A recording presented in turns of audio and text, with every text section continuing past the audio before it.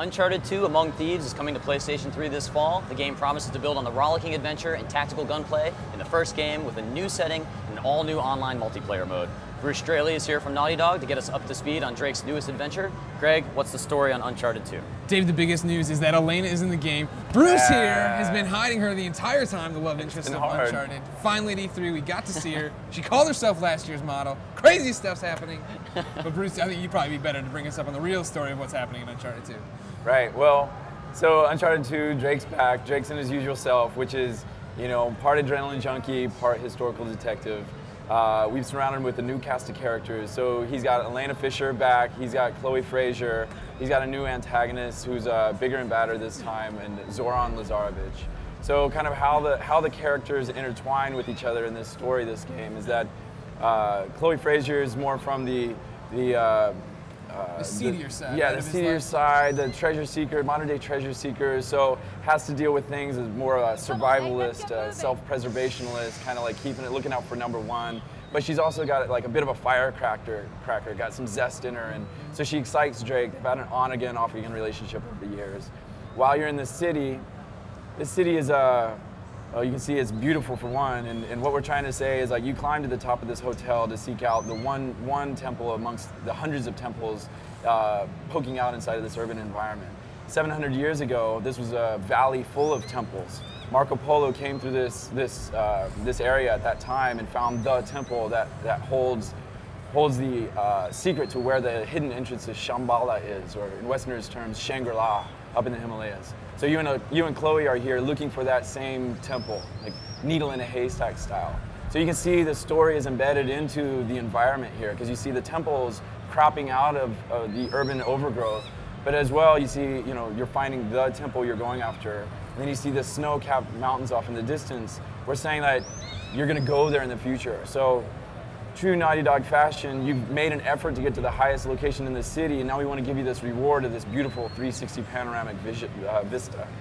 One of the things you guys have talked to me about when we talk about the game is how you're trying to incorporate, setting into it to make sure that you know that when there's a mood in the game, it's reflected in the gameplay. Yeah. I thought it was really interesting when you gave me this demo earlier, you're talking about the sunlight right now because it's Nathan Drake, hightailing it around, being his normal jovial self.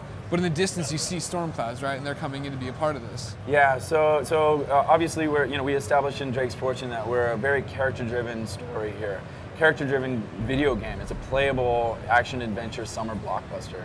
So, like a good movie does, we want to parallel the character's story arc with different colors and palettes, as well as game players. We want to reward the player with you got to this vista shot. We want to reward you with something beautiful, as look, I made it this far. So Drake's character is going to go through ups and downs and highs and lows, and you can see that embedded in the background as well. So you get to this vista point where you're at a high.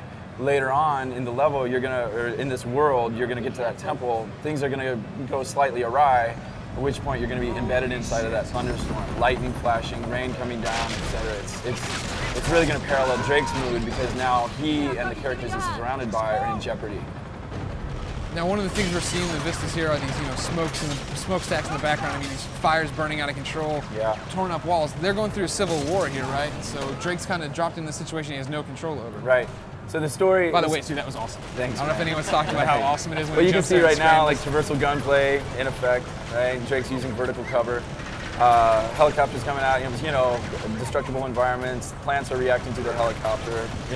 We're just trying to give you an epic experience here, all in game. But to answer your question, what was your question? I don't even remember. Now I'm lost in the game because this is something It's pretty enthralling, isn't it? Yeah. Well, I pointed this out in my preview. And I think this is a great chance for people who read and watch IGN to see. You guys have made a big jump forward. I mean, Uncharted looks so good.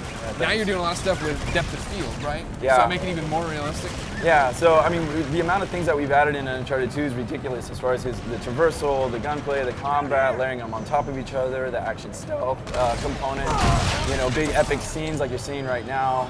But also, you're exactly what you're talking about. Jesus, my brain is fried. E3 is doing a number on me right now. This is the last segment that we're doing on the show, and it has been 3 days of insanity, so I don't think anybody can blame you. Thanks, everybody.